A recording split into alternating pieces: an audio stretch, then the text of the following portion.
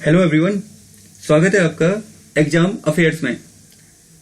आज हम 7 मार्च 2021 के करंट अफेयर्स डिस्कस करने जा रहे हैं। दिन है आज संडे और इन करंट अफेयर्स को the Hindu, Indian express, press information bureau, इसके अलावा अदर ट्रस्टेड सोर्सेज के साथ बनाया जाता है, जो कि आप बिल्कुल रिलायबल हैं। सोर्स के साथ आपको चीजें दी जाती हैं और कहां से कौन सा टॉपिक लिया गया है वो भी आपको बताया जाता है।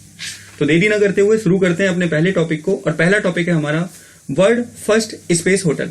क्या है वर्ल्ड फर्स्ट स्पेस होटल? तो आप में से जिसको भी चांद की सैर करनी है या फिर चांद के पार जाना है तो आप रेडी रहिए, कुछ दिनों में ये सर्विस आपको मिलना शुरू हो जाएगी।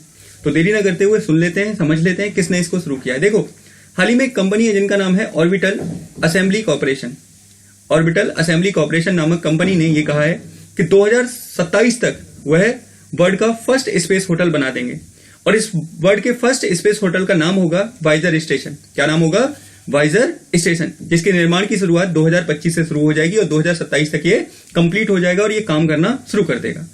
अब अगर किसी को यहां पे जाना है तो लागत कितनी आएगी? तो 3 दिन की लागत आएगी 36 करोड़ रुपया। 36 करोड़ रुपए की 3 दिन की लागत आएगी। तो आप में से जो भी अपनी महिला मित्रों के साथ इस होटल में जाना चाहते हैं तो आसानी से जा सकते हैं। तो रेडी रहिएगा इसके लिए।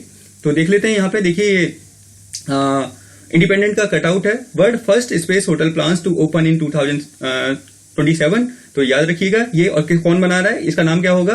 तो इसका नाम होगा वाइजर स्टेशन। और बना कौन रहा है? तो ऑर्बिटल कॉर्पोरेशन नामक कंपनी इसको बना रही है। अच्छे से याद रखिएगा ये। यहाँ पे चलते हैं अगले टॉपिक पर। हमारा अगला टॉपिक यहाँ पर देखिए कैसा दिखेगा। ये कुछ ऐसा दिखेगा, यहाँ पे देखो इस तरह का दिखेगा। ऐसा प्लानिंग की गई है कि इस तरह का दिखाई देगा ये होटल, जिसमें सभी प्रकार की सुविधाएं दी जाएंगी। ऐसा बताते हैं कि इसमें 5 स्टार होटल जैसी सुविधाएं सभी प्रकार की दी जाएंगी। याद रखिएगा, कुछ अंदर से ऐसा दिखेगा। ये इन्होंने बताया है, इस तरह से दिखेगा। और हाँ, एक और बात, ये काफी सुविधाजनक होगा, सारी प्रकार की सुविधाएं होंगी। और इसके अलावा अगर कोई व्यक्ति स्पेस वॉक पर जाना चाहता है तो वो भी सुविधा यहाँ पे दी जाएगी। तो काफी अच्छी पहल है। देखते हैं कब तक होता है और कब तक आप सबको और हमें जाने का मौका मिलता है। तो चलते हैं अगले टॉपिक पर। अगला टॉपिक है कृषि जनगणना की शुरुआत। क्या है? ध्यान से सुनिएगा।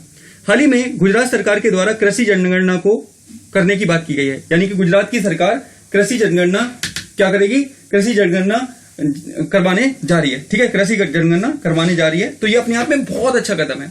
देखिए, हमारे पास पर्याप्त आंकड़े ना होने की वजह से क्या देखने को मिलता है? हमारे पास पर्याप्त आंकड़े ना होने की वजह से क्या होता है कि हम कृषि के लिए अच्छी नीतियां नहीं बना पाते।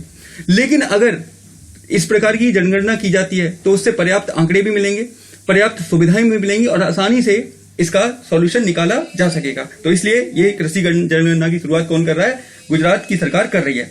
इसे हर 5 साल में आयोजित किया जाएगा, जिसमें कृषि से संबंधित आंकड़े रखे जाएंगे। याद रखिएगा, इसमें कृषि से संबंधित सभी आंकड़े रखे जाएंगे। और आपको याद होगा, कुछ दिन पहले मैंने एक और न्यूज कवर की थी और वो न्यूज थी कि क्या न्यूज थी कि अलग से बजट पेश करने की बात की थी। और आपको पता होगा ये बजट किसने पेश करने की बात की थी? तो राजस्थान की सरकार ने ये कहा था कि वो कृषि के लिए अलग से बजट पेश करेंगे। एक और बात आपको बता देता हूं यहीं पर कि संविधान की जो 7वीं अनुसूची है, जिसमें शक्तियों का विभाजन दे रखा है, उसमें कृषि को राज्य सूची के विषय में रखा गया है। याद रखिएगा, कृषि काफी ज्यादा न्यूज में है, राज्य सूची के विषय में इसको रखा गया है। यहाँ पे देख लेते हैं हम। यहाँ पे देखो, रिपब्लिक भारत का आर्टिकल है, agriculture census to be conduct in Gujarat this year. तो इस साल से एग्रीकल्चर वहां पे शुरू की जाएगी।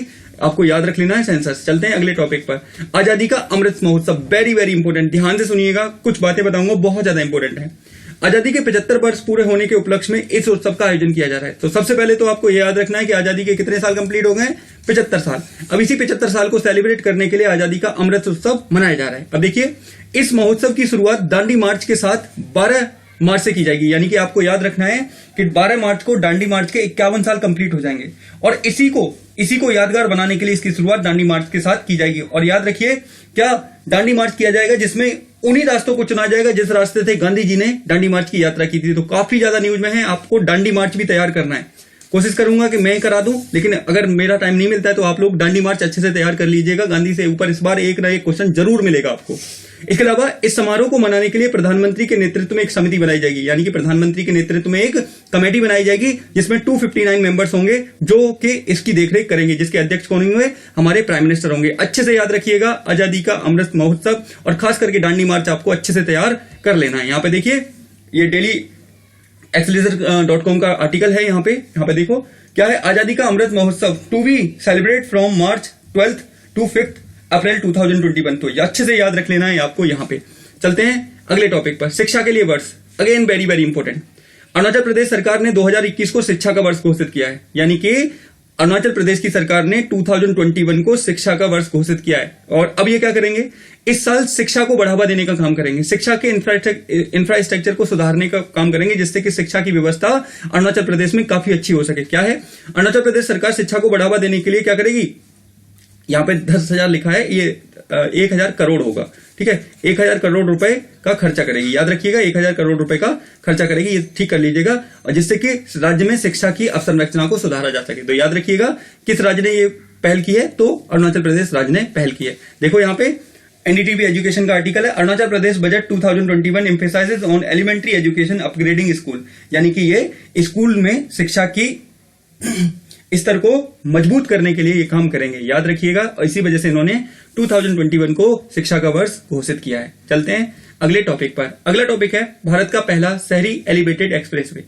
क्या है ये, 29 किलोमीटर लंबा द्वारका एक्सप्रेसवे, ठीक है, द्वारका एक्सप्रेसवे देश का पहला एलिवेटेड एक्सप्रेसवे होगा, यानी कि द्वारका में ये बनाया जा रहा है, नई दिल्ली के द्वारका में ये बनाया जा रहा है। और ये किसको जोड़ेगा, ये नई दिल्ली के द्वारका को जोड़ेगा हरियाणा के किससे, गुरुग्राम से, हरियाणा के गुरुग्राम से ये जोड़ेगा। याद रखना है आपको, यह एक्सप्रेसवे दिल्ली के द्वारका को हरियाणा के गुरुग्राम से जोड़ेगा। इसका निर्माण भारत माला प्रोजेक्ट के तहत किया जा रहा है। ये अच्छे से याद रखिएगा, आपको याद रखना है भारत का पहला शहरी एलिवेटेड कहां है, तो ये 29 किलोमीटर लंबा है और द्वारका और गुरुग्राम के बीच में बनाया जा रहा है। और हाल में ही इसकी घोषणा की है हमारे ट्रांसपोर्ट मिनिस्टर श्री नितिन गडकरी ने कि अगले साल 75 वर्ष पूरे होने के उपलक्ष्य में ये भी तैयार हो जाएगा, यानी कि 2022 से पहले ये तैयार हो जाएगा। यहां पे देखिए, Dwarka expressway India's first elevated urban expressway to be complete before independence day next year. तो नेक्स्ट ईयर तक ये कंप्लीट हो जाएगा, याद रखना है। अब यहीं पे हम समझ लेते हैं भारतमाला प्रोजेक्ट के बारे में।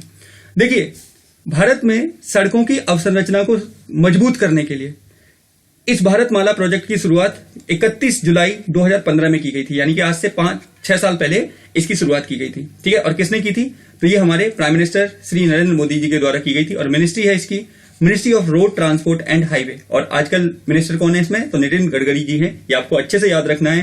रोड को बढ़ावा देने के लिए, रोडों को मजबूत करने के लिए, सड़क अवसंरचना को सुधारने के लिए इस भारतमाला प्रोजेक्ट की शुरुआत की गई थी। चलते हैं अगले टॉपिक पर। अगला टॉपिक है रामायण का ग्लोबल इंसाइक्लोपीडिया। क्या है, हाल ही में उत्तर प्रदेश के मुख्यमंत्री श्री योगी आदित्यनाथ ने इसके प्रथम संस्करण को लॉन्च किया है। आप जानते हैं रामायण के प्रथम इंसाइक्लोपीडिया को लॉन्च किया है किसने, उत्तर प्रदेश के मुख्यमंत्री श्री योगी आदित्यनाथ के द्वारा। और इसका निर्माण किसने किया है, तो अयोध्या रिसर्च इंस्टीट्यूट के द्वारा इसका निर्माण किया गया है। आपको मैं एक बात बता देता हूं, आपने देखा होगा रामचरितमानस, सुना भी होगा और सुनी भी, रामचरितमानस। ये रामचरितमानस रामायण का ही वो है, तो इसको लिखा किसने था, इसको लिखा था तुलसीदास जी ने, ठीक है। इसी के साथ तुलसीदास जी ने लिखा था। इसी के साथ एक रामायण आती है, रामायण, इसको किसने लिखा था, इसको लिखा था महर्षि वाल्मीकि ने, ठीक है, महर्षि वाल्मीकि ने इसको लिखा था। तो ये बातें भी आपको याद रख लेनी है, काफी ज्यादा इंपॉर्टेंट है। हिंदुओं का सबसे ऐतिहासिक ग्रंथ है, पौराणिक ग्रंथ है, ये आपको पता रखना है। देख लेते हैं इसके बारे में। देखिए यहाँ पे इंडियन एक्सप्रेस के न्यूज है, Yogi Adityanath to unveil first edition of Ramayana encyclopedia. याद रखना है आपको, ये रामायण का यहाँ पे मैंने लगाया हुआ है ये थोड़ा सा। चलते हैं अगले टॉपिक पर। मलंकारा ऑर्थोडॉक्स सीरियन चर्च, क्या है, ये न्यूज में क्यों था। देखो, मलंकारा ऑर्थोडॉक्स चर्च के आसपास से एक हाईवे बनाया जाना था, जिससे हाईवे को चौड़ा करने के लिए इस चर्च को गिराने की बात की गई थी कि इस चर्च को गिरा दिया जाएगा जिससे कि हाईवे को चौड़ा किया जा सके। लेकिन आरएसएस और बीजेपी के कार्यकर्ताओं ने वहां पहुंचकर इसको बचाया। इसके कारण ये काफी ज्यादा न्यूज में रहा।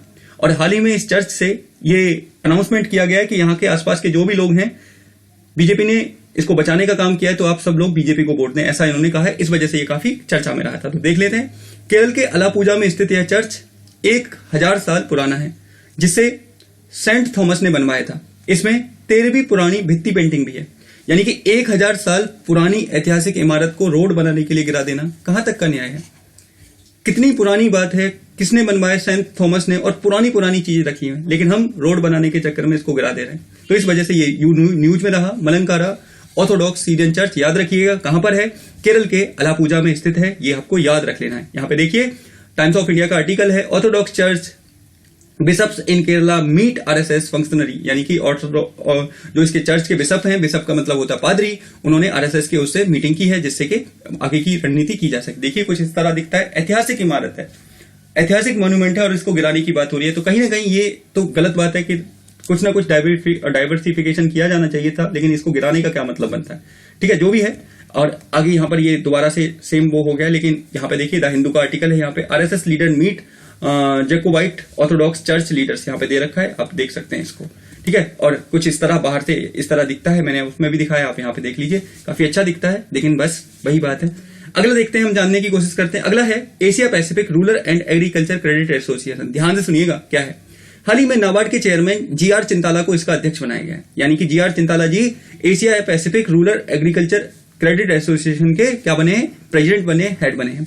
अब क्या है, यह संस्था एशिया पैसिफिक के देशों को कृषि के संदर्भ में जानकारी व ऋण प्रदान करती है, यानी कि छोटे छोटे ऋण प्रदान करने का काम करती है यह संस्था। इसके अलावा कृषि से संबंधित जानकारी प्रदान करने का काम करती है। और इसी संस्था का जीआर चिंताला जी को क्या बनाया गया है, अध्यक्ष बनाया गया। और जीआर चिंताला जी कौन है, वर्तमान में नाबार्ड के चेयरमैन है। तो देख लेते हैं थोड़ा सा हम यहाँ पे नाबार्ड के बारे में। देखिए जरा, नाबार्ड है क्या। ठीक है, सबसे important agriculture refinance and development corporation, यहाँ पे देखिए इसको फॉर्म किया गया था 12 जुलाई 1982 को। काफी इंपोर्टेंट संस्था है और डेवलपमेंट फाइनेंस करने का काम करती है छोटे छोटे बैंकों को, गवर्नमेंट ऑफ इंडिया के अंडर में आती है। और रूरल डेवलपमेंट को प्रमोट करने का काम करती है, बैंकों को सुपरवाइज भी करती है, छोटी छोटी बैंकों को। और याद रखना है हेडक्वार्टर कहां पर है, मुंबई में है। और चेयरमैन कौन है वर्तमान में, तो यहां पे लिखा हुआ है गोविंद रिजिजू चिंटाला। ठीक है, याद रखिएगा, काफी ज्यादा इंपॉर्टेंट है नाबार्ड। और हर बार इसे, और हाँ, इसे सिडबी से कंफ्यूज मत करिएगा। सिडबी का हेडक्वार्टर आपको देखने को मिलेगा लखनऊ में, लेकिन नाबार्ड का आपको कहां देखने को मिलेगा, तो मुंबई में देखने को मिलेगा, जिसे 1982 में बनाया गया था। याद रखिएगा, वेरी वेरी इंपॉर्टेंट।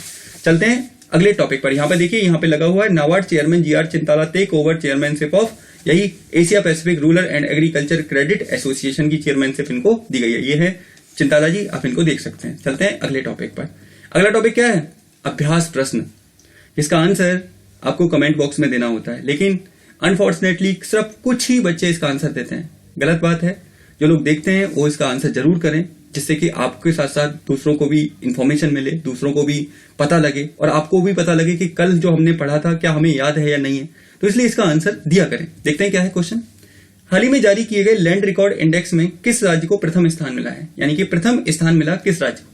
ए है उत्तर प्रदेश को, बी है राजस्थान को, सी है मध्य प्रदेश को, या डी है केरल को। आपको बताना है किसको मिला। इंग्लिश में भी देख लेते हैं। Which state got the first position in the recently release land record index. Option है आपके सामने उत्तर प्रदेश, ऑप्शन बी है राजस्थान, ऑप्शन सी है मध्य प्रदेश, ऑप्शन डी है केरला। तो इसका आंसर आपको देना होता है कमेंट बॉक्स में। आपको ये मेरी पहल पसंद आती है तो आपको क्या करना है आप जानते हैं, लाइक शेयर सब्सक्राइब, जिससे कि ये चैनल आगे बढ़े, मुझे मौका मिले लाइव आकर सेशन करने का, जिससे कि काफी अच्छी अच्छी इंफॉर्मेशन आपके साथ शेयर करूं जो एग्जाम से ओरिएंटेड हो। ठीक है, तो ये आप लोग करिएगा।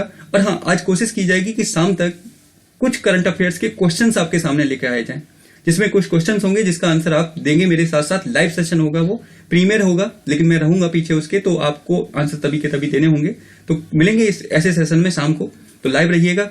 6 से 7 बजे के बीच में वो सेशन आएगा, तो लाइव रहिएगा आप लोग, जिससे कि मजा आए आपको क्वेश्चन करने में। ठीक है, चलिए प्रमोट करिए इसको। मिलते हैं ऐसी ही किसी नई वीडियो में, तब तक के लिए आप सभी का धन्यवाद। God bless you all of you. पढ़ते रहिए, खुश रहिए, मोटिवेटेड रहिए।